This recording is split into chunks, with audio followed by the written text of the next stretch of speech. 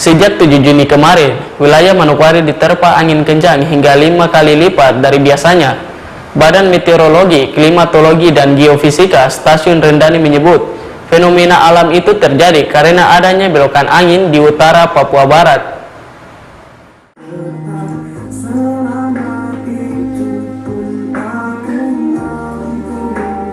Badan Meteorologi, Klimatologi, dan Geofisika BMKG Stasiun Rendani Manokwari menyebutkan dengan adanya fenomena belokan angin di utara Papua Barat, sehingga pada 7 Juni kemarin, Kabupaten Manokwari dan seluruh wilayah Provinsi Papua Barat diterpa angin kencang. Angin tersebut bertiup dari timur ke selatan dengan kecepatan yang meningkat hingga 5 kali lipat dari biasanya. Kecepatan angin berada di angka 15 hingga 20 knot atau 30 hingga 40 km per jam dari yang sebelumnya hanya 3 hingga 10 knot atau 6 hingga 10 km per jam. Untuk angin sendiri yang menyebabkan adanya angin kencang di Manokwari itu adanya belokan angin di utara Papua Barat. Adanya belokan angin ini yang mengakibatkan adanya angin maksimum yang mencapai 15-20 knot. Untuk kalau biasanya itu hanya 3 sampai 10 knot. Ini dia naik berarti 5 kali lipat ya? Iya, 4-5 kali lipat. Karena adanya belokan angin di utara Papua Barat.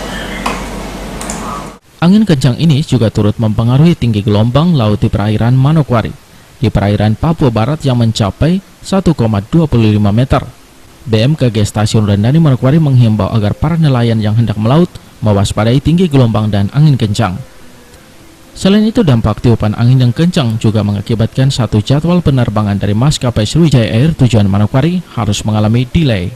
Ya, untuk penerbangan ada beberapa penerbangan yang delay karena ada kecepatan angin sendiri yang mengakibatkan terhambatnya penerbangan dari